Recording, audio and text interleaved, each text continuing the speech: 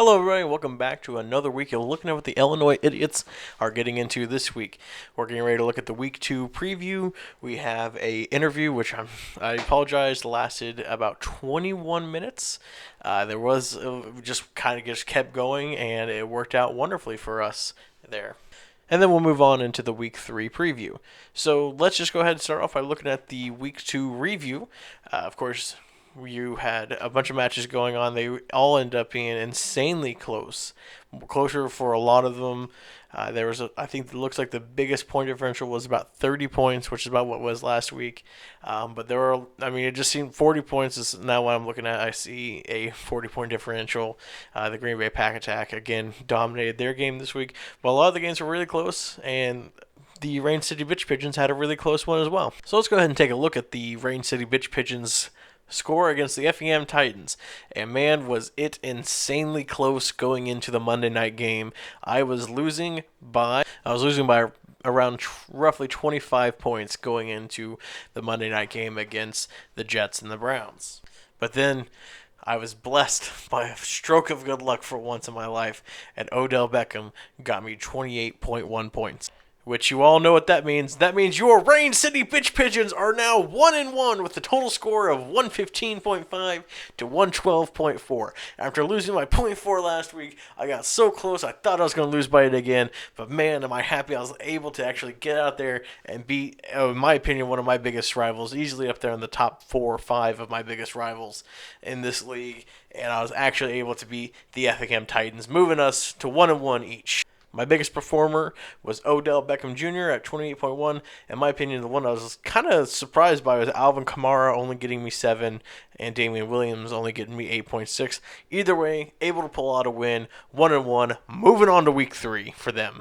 In a different game, we had the Green Bay Pack Attack completely walloping up on the 2 in the pink versus 1 in the stink. Green Bay Pack Attack had 162.6 points. They continue with at least 150 plus scoring every week. It is ridiculous. And the pink and the stink had 113.8 points. It's getting crazy on how dominant the Pack Attack are looking with what most people said in the beginning of the year was going to be around an average roster. He's being led by Patrick Mahomes. Dalvin Cook put up a heck of a game. Devontae Adams had a good game. John Ross had another good game. The Texans defense and his kicker all had amazing games. As for the pink and the stink, it didn't really have a bad turnout. 113.8, it's a solid week. But Jimmy Graham getting him 0 points really hurt him. Tariq Cohen not getting him a whole lot of points. Those are the two big things I felt like that really held him back from beating the Green Bay Pack Attack. If he had those two more explosive players, maybe he pulls out a win. Either way, Green Bay Pack Attack moves to 2-0, and 2 in the pink, 1 in the stink moves to 1-1 as well. And guys, just watch out for the Green Bay Pack Attack. Unless something happens, they might run roughshod over this league unless something happens. Next, we have Team the Old Goat versus Deshaun of the Dead. Team the Old Goat scoring 153.1 and Deshaun of the Dead scoring 120.8 gives you the winner of Team the Old Goat. Obviously, the Old Goat's biggest performer is the Patriots defense with 35 points. One of the highest points in the entire week. Not just defense, it clearly was the number one, but over in the entire course of the week, Patriots defense was one of the highest scoring things in the league. That's ridiculous. And you got to feel bad for Deshaun of the Dead. He didn't have a bad week. He had an amazing week, but the Old Goat also had an amazing week. It's just that Patriots D bailed him out there, which as a Dolphin fan, I'm sure really hurts him, but he knows what he's and prepared for with this year for the Dolphins, so I'm sure he'll take a win in this league, and hopefully he can continue his winning ways into the next week and maybe try and do a pursuit of a playoff push. As for Deshaun of the Dead, another just unlucky week of going up against somebody who had a team that blew up. In my opinion, he's still got one of the best top-down rosters in this league. He's just unfortunate. He's 0-2. His roster doesn't show it. But it's just one of those things. Maybe in week 3 he can turn it around. You never know. On our next matchup, where we had Machine Gun Kelsey versus Philip Rivers Child Army, and Machine Gun Kelsey pulling away with the victory, 121.2 to 94.1. And again, it was just one of those. I felt like it was going to be a closer matchups. Again, Mike Badgley being hurt, that doesn't help at all. He had some people that kind of underperformed as well.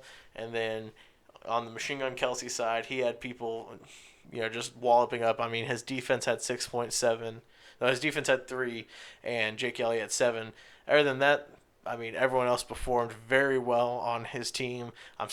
Imagine it would have been a bigger difference had he had, say, Aaron Jones in there instead of Mark Ingram. You're looking at closer to competing against the Green Bay Pack Attack on that. But that's the thing of fantasy. You just never know who's going to win week to week. So that moves Phil Rivers' Child Army to 0-2 and Machine Gun Kelsey up to 2-0. Repeat champ is again starting off strong, and who's going to be able to unseat him. Next, we had the matchup of Slava My Cobb versus the Toledo Woodpeckers. Slava My Cobb winning 118.9 to 83.5. I thought this game was going to be a lot closer than what it ended up being. A few things went wrong for the Woodpeckers, like Alshon Jeffrey getting 0 points. And then you also had Dak Prescott getting almost 30, Julio Jones getting almost 30 for the Slava My Cobb. Just one of those weeks where things just didn't go right. If he takes Godwin and puts it in there, then you're looking at a lot closer of a matchup. In the end, Slava My Cobb picks up his second win of the year, moving him to 2-0, and the Toledo Woodpeckers drop to 0-2. Not a good way to start the year, but still plenty of fantasy football yet to go. And in the final game of the week, we had a really close nail-biter. It was First and Ben versus Lumberjackson. Lumberjackson winning 103.1 to 98.1. It was a very, very close matchup, and the thing that really I felt like held back First and Ben was David Njoku getting knocked out in the Monday night game. I'm sure I'm a Lumberjackson was kind of sweating it out when Christian only got him 7.3 points, and Deion Kane, who I've never even heard of, only got him 0.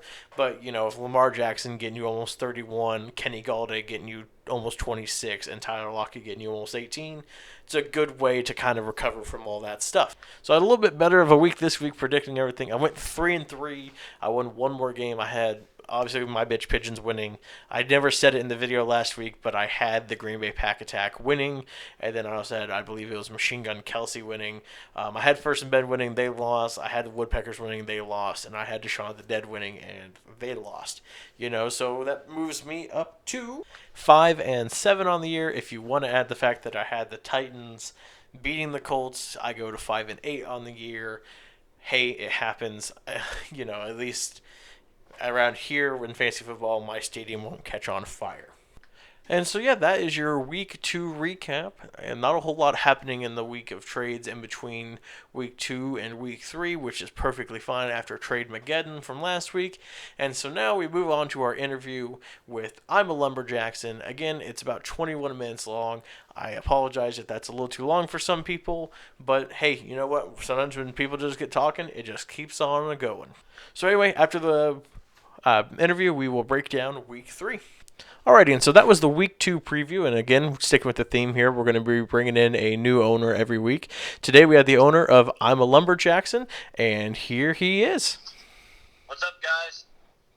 So, kind of looking at your team here, obviously you have a huge man crush on Christian McCaffrey, but who do you think is going to be your MVP going into this year?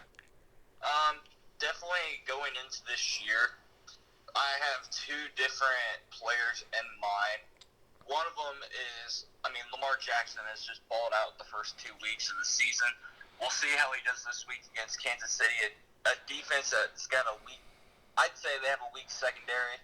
And another MVP for me is probably going to be Tyler Lockett, very slept-on wide receiver. He's going to have the number 1 targets from Russell Wilson.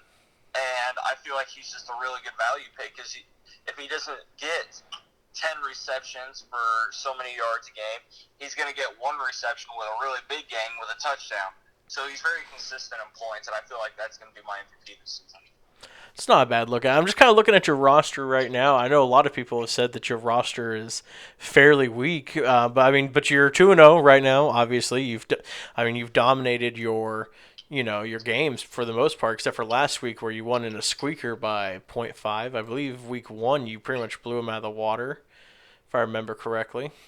Last week was tough. Obviously, Christian McCaffrey getting 7.8 points, that hurts. Uh, but last week is to show people that, yeah, I have two elite running backs, but I can win with them not dropping 30 points apiece. So I feel like that is a good learning point. Obviously, first and then, I see him more of a rival in this league. Every year we've played in this league, he's a phenomenal GM, and I ended up losing to him every single time we've played the last 2 years, except last year in the playoffs. And I feel like this year he's definitely on the uprising. Yeah, absolutely. I think he is as well. And then, so this week you have a tough matchup against one of your good close friends, and Machine Gun Kelsey, who he was on last week and said that you guys have a bit of a rivalry because he can't ever seem to beat you.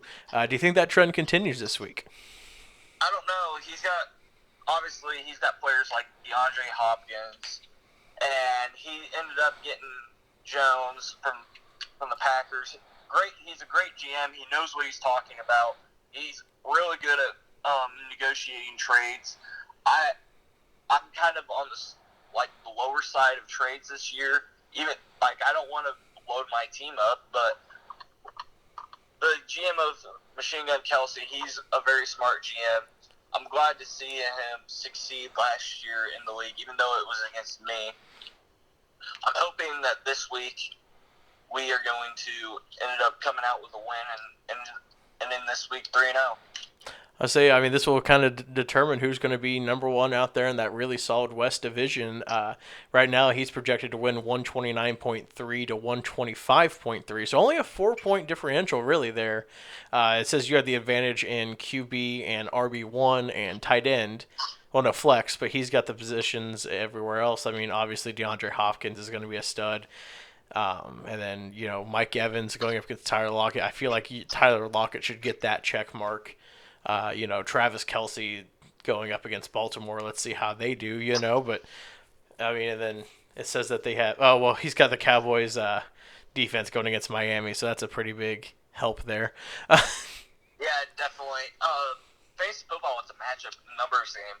You can have the number one wide receiver, and you can have the number one running back and the number one quarterback, and you might not even win the championship. Yeah, absolutely. I'm a big believer that you don't win your team by the draft. So what that means is you can draft possibly one of the greatest teams that you've ever drafted in fantasy football history, and then by the time the season comes along, there's going to be injuries. You're going to trade people. You're going to miss the matchups, or you're going to do something, and you're not going to end up winning just based off of your team that you got off the draft. Yeah, I mean, that's a pretty valid point there. Of course, we face each other week 7, and we currently have a bet in place for our matchup in week 7. Yeah, we definitely do. I think our game is going to be very close. Obviously, McCaffrey not going to be there, but when we talked about it a week ago, I had Nick Chubb and McCaffrey being my captain, and him ended up having a bye week. I was like, well, Nick Chubb's got a bye week also, so am I going to trade my captain, or am I going to trade Nick Chubb?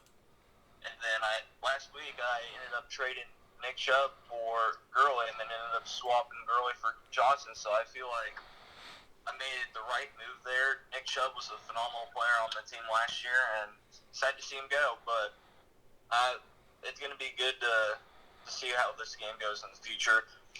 And I think this is the first time we've actually played of the season, of all. I think you might actually be right in that case, because we weren't in the same division the first year, and we had 16 people that year, so we couldn't face each other. And then last year, I don't know how the scheduling ended up where we didn't play each other. You must have just been one of the 2 people I didn't face last year. But now that I think we all play each other once this year. I'm just kind of looking at a little preview for that. I'm going to be missing Odell Beckham and Vance McDonald, where you'll be missing Christian McCaffrey and potentially Drew Brees.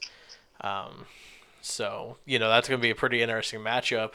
Looks like you've got Lamar Jackson at Seattle, Johnson at the Giants, Galladay at Minnesota, Lockett at Baltimore, and Walker at the Chargers, and Vinatieri at Houston. So, I mean, that's not a bad look up right there for you.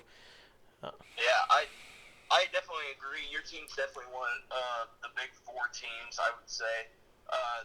Obviously, the Green Bay Pack Attack, his roster is loaded. I kind of had exchanged words with him last night, and he said that, and he agrees with me. Machine Gun Kelsey, and then you, and then him, and me are the power four of the league.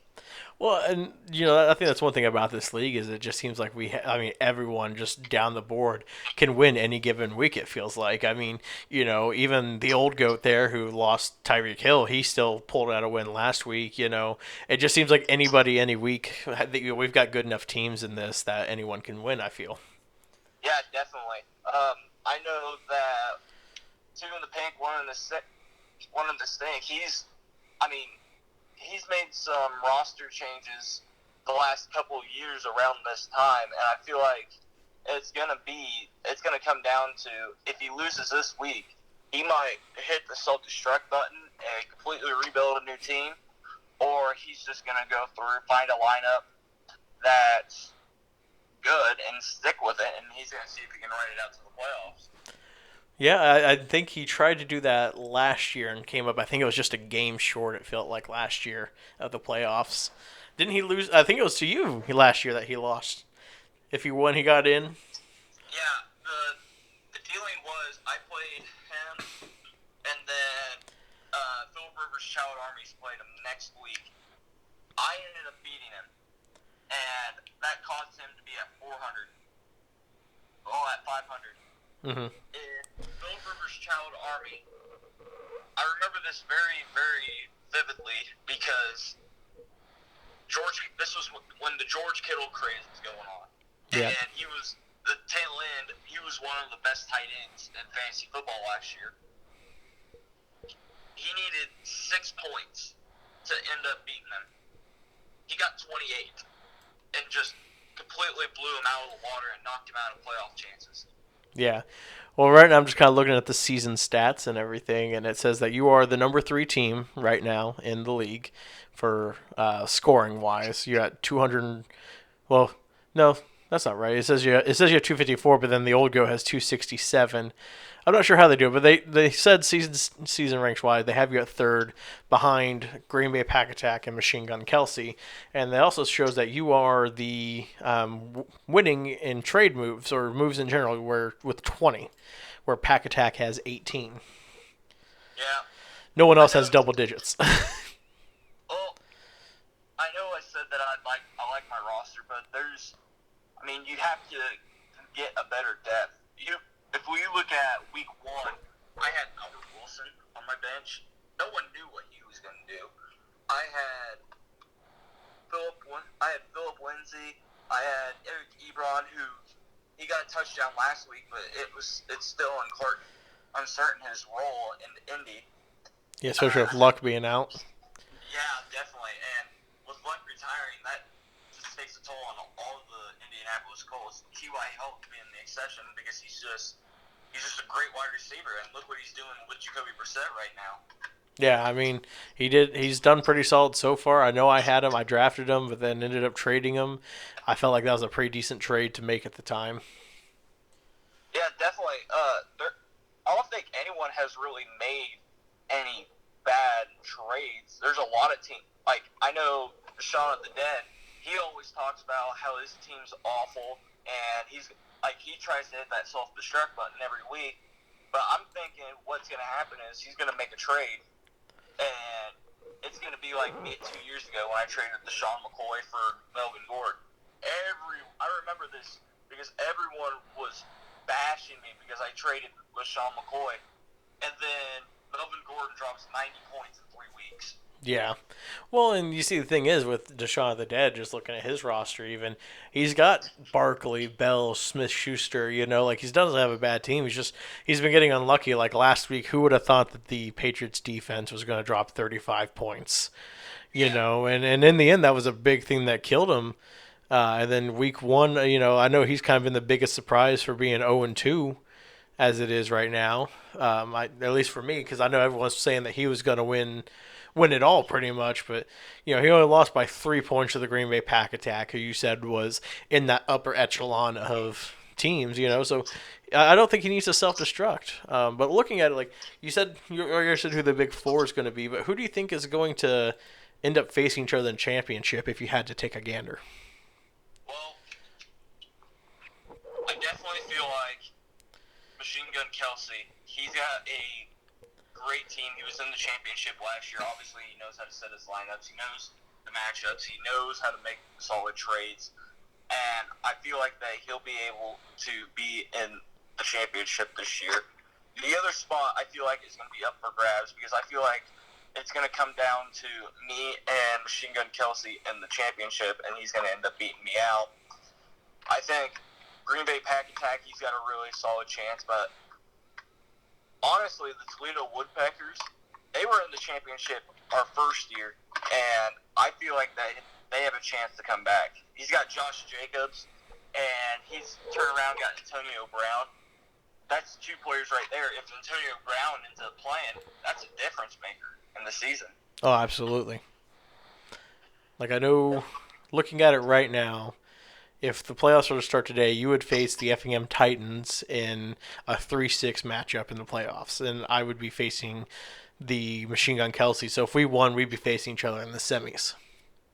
Yeah. Well, I know last year because I played Tim Gerhardt, who's no longer in the league. I played him round 2 or round 1. No, I played first and Ben round 1, and he had Travis Kelce on bye week 12, and he had another big Jared Goff was on bye week 12. That hurt him. Yeah. That hurt him big. And then went on to play Chris, which was Green Bay Pack Attack, and I remember we were like, oh, we were so close because obviously us seeing each other quite often back then, we were always talking about like, oh, we have a really good chance of playing in the championship this year. And I think your game in the first half of the semis was like 0.4 points or something like that. Yep. And I remember I ended up just coming out and crushing Chris in the second half. And then we all saw what happened last year when Machine Gun Kelsey played me because he ended up beating me by a landslide because Andrew Luck, week 17, wasn't playing for points. He was playing to win and go to the playoffs. Christian McCaffrey had one drive. And then I had Juju Smith-Schuster, who didn't do anything. I had Kenny Golladay, again, didn't do anything. My team was just a total wash in Week 17 last year that I definitely feel like it would have made a difference. And that's something that I've evolved on a lot more from last year. I feel like a lot of people have evolved from is they need to learn to keep an eye on the news. Because last year I did not know McCaffrey wasn't going to play that Week 17 game, and that's what screwed me. Yeah, I mean, it's kind of like how I was that first year when like Leonard Fournette went down, and just all those people. Like I didn't know that they weren't going to be playing the full game until minutes before, but by that time, there's just nothing I could have done. Yeah, definitely. I know. What I always do is when it's Thursday night football games, I check my roster, and I make sure that if I have a wide receiver or a running back or a tight end, I put them in their positional spots. I don't put them in flex because that flex is going to come down. If it comes down to, say, Christian McCaffrey's hurt this week, and let's say I had Leonard Fournette playing tonight and I had him in my flex, that restricts me to using a running back to come in for Christian McCaffrey. Instead, if I had Christian McCaffrey in my flex, that would just make it a whole lot better because I'd be able to put in a wide receiver, a tight end, a running back, anyone, but I'm limited to that second half of games because I decided to put a Thursday Night Football player in my flex. Yeah, I honestly am not a big fan of those Thursday night games. Just in general, they're not very good, and from a fantasy side of things. It just doesn't do well for anyone. Yeah, definitely. The last 2 weeks kind of has a sour taste in our mouth with, well, of course, Green Bay versus Chicago, which I thought that game was going to be like last year's Sunday night football game, first Sunday night football game of the season. It was still a pretty good game, I feel, besides the Yeah. offense. I mean, that game was just horrible. And then, of course, I think it's just primetime games. Because how many good primetime games have there been this season? I don't really want to call the Saints, Texans game a good primetime game because I didn't think it was good. I mean, you're right, though. There hasn't really been a whole lot of really good primetime games. And, of course, players that are playing in them primetime games, you have one standout, two standouts. That's it. No Yeah. one really comes out as the victor, just like on any given Sunday where you have 4 players in the 12 o'clock game and 2 of them might be in the same game. John Ross, okay, perfect example. Tyler Boyd and John Ross, 2 great wide receivers. Tyler Boyd might drop 18 points and John Ross might go off for 30 because that's just how it is. Andy Dalton knows where to find John Ross. If it's a fly, he'll just throw it over his head, and John Ross will take it all the way. He's the fastest guy in football. Yeah. And with A.J. Green being hurt, that's just going to help their value more. And you could have 4 players on your team score anywhere from 20 to 30 points just from the same game, and that's going to impact your team immensely. Yeah, you're right. Well, final question I have for you here is it's going to be for who do you think is going to end up being in the Super Bowl this year? Well, you would have asked me 5 weeks ago, I would have said Colts and Rams because obviously we had a great roster, but I'm not so certain about the Colts anymore. I'm not so certain about the Rams right now. So I'm going to say New England. New England they're good. I mean, Yeah. there's nothing to it. But if you score 105 points in 2 weeks, yeah, you're phenomenal. You're starting off pretty well there. And now for the NFC, Philly looked a little bit rough. I don't think it's going to be them. Minnesota's looking rough. I don't think it's going to be them. And Chicago barely snuck by last week by a field goal. And I know that's a big victory for Bears fans, but honestly, I think Seattle has one of the better chances of being in the Super Bowl again. I don't want a rematch Super Bowl, but I think it's going to be Seattle and New England. I feel like New England's just going to kill them because New England's offense is too good. And there's rumors out right now that they could get Jalen Ramsey, which that would be... If that happens, that's just, come on. I mean, this will just Stephon turn... Gilmore and Jalen Ramsey. This will just turn to a weekly thing of me hating on the Patriots. Oh, yeah, definitely. And I feel like, it's New England. Tom Brady might get MVP. Julian Edelman might get MVP. I definitely feel like it's going to be probably Devin McCourty this year if he just balls out and gets MVP for the Super Bowl. I definitely feel like it'll happen. Alrighty. Well, I guess that'll be the end of that conversation for this week. We might try and bring you back on either pre-week 7 or after week 7 to kind of go over our bet and everything. But thanks for coming on, and good luck to you. Good luck to you. Alrighty, everybody, and thank you for listening to that very long interview there. And now we are getting to our week 3 preview here. So to start off, we are going to be looking at the Rain City Bitch Pigeons versus the Shaun of the Dead. Currently, they have me winning 126.7 to 125.3.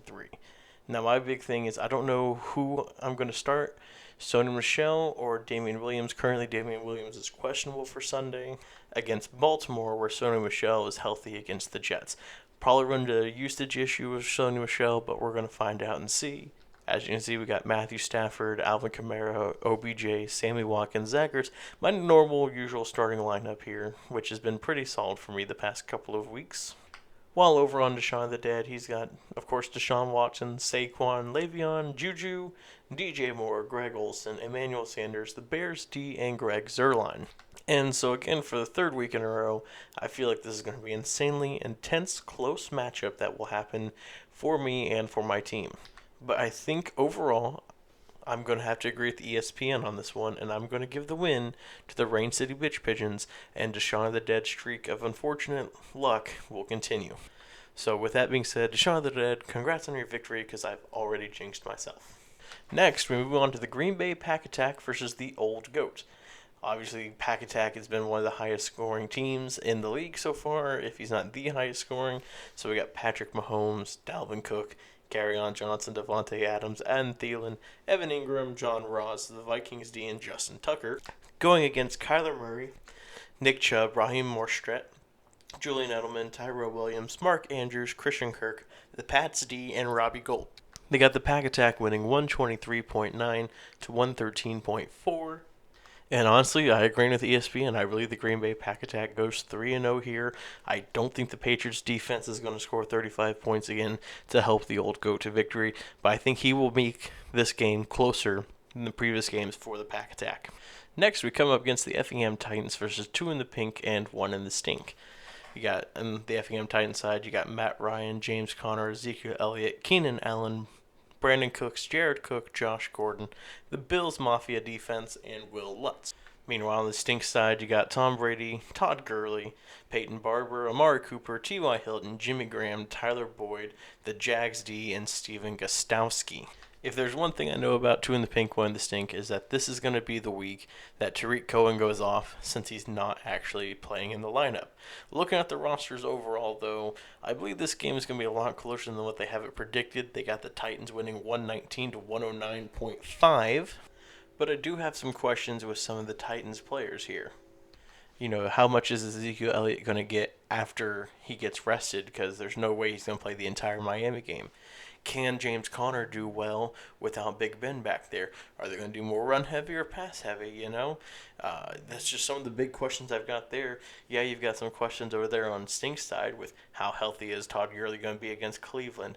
Can T.Y. Hilton be healthy? What will Jimmy Graham do for him this week? He got him, I think, nothing last week. With all that being said, though, I do agree with ESPN on this, and I think it's going to be the Titans winning a victory over the Stink. Next, you have a challenge of 2 teams who are looking for their first win of the year in Philip Rivers Child Army versus the Toledo Woodpeckers. On the Child Army, you've got Jimmy G, Devontae Freeman, Chris Carson, Connor Kupp, Mike Williams, George Kittle, Allen Robinson, the Chargers defense, and again, I believe an injured Mike Badgley. Meanwhile, for the Woodpeckers, you got Josh Allen, Josh Jacobs, Duke Johnson Jr., Chris Godwin, Antonio Brown, Tyler Eifert, DK Metcalf, the Saints defense, and Kami Fairbairn. They have Philip Rivers Child Army winning 111.9 to 101.4. However, I don't think that's going to be the case, I feel like the Woodpeckers might get their first win of the year here. I know that's a pretty big gap differential there, but just kind of looking at it, these 2 teams are very closely matched. I don't know why there's such a big gap there. If anything, I think the Woodpeckers have better receivers with Antonio Brown just being there over Connor Kupp and Mike Williams. I think he alone will probably outscore both of them. Tyler Eifert is pretty solid. DK Metcalf, another solid person. Josh Jacobs, Duke Johnson Jr. I mean, all those are good players. Not saying Devontae Freeman and Chris Carson aren't bad either. Those are probably his 2 best players next to George Kittle on that team. But I got my gut feeling saying the Toledo Woodpeckers are going to win their first game of the year. Probably the biggest game this week outside of my game, of course. You have I'm a Lumberjackson facing Machine Gun Kelsey, a panel of 2-0 teams to see who's going to take number 1 in their division. On the Lumberjacksons, you've got Jackson, McCaffrey, Gore, Galladay, Lockett, Walker, Johnson, the 49ers defense, and Adam Vinatieri. Meanwhile, looking at his roster as of right now, you've got Philip Rivers, Aaron Jones, Austin Eckler, DeAndre Hopkins, Mike Evans, Travis Kelce, Calvin Ridley, the Cowboys defense going up against Miami, and Jake Elliott. I'm looking at this, they've given the edge to Machine Gun Kelsey here, and I think I'm going to agree with them. And it's not that this is going to be a blowout by any means. They have it within 4 points. I think it's going to be within 2 points even. But it's just got to stick with your gut feeling, got to go with what you feel, and I think Machine Gun Kelsey will actually get his first win of the entire Illinois Idiots history against I'm a Lumberjackson.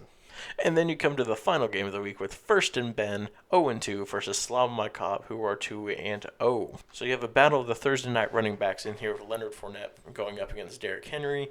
You got Carson Wentz versus Dak Prescott, James White versus Philip Lindsay, Michael Thomas versus Julio Jones, Stephon Diggs versus Jarvis Landry, and Njoku currently, who I believe he will be replacing because he's out, versus Eric Ebron, John Brown versus David Montgomery, Titans D versus Panthers D, and Harrison Butker versus Matt Bryant. They've got Slav Mykov winning 112 to 102.5.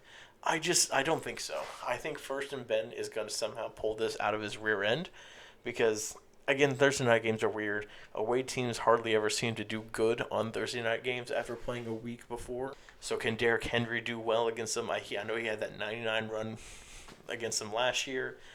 Can he do that again this year? That's questionable to me. And then you've got Leonard Fournette, who, again, home teams are doing well against there. I think that First and Ben's wide receivers are better than Slav Mykov's. I don't think there's much of a difference.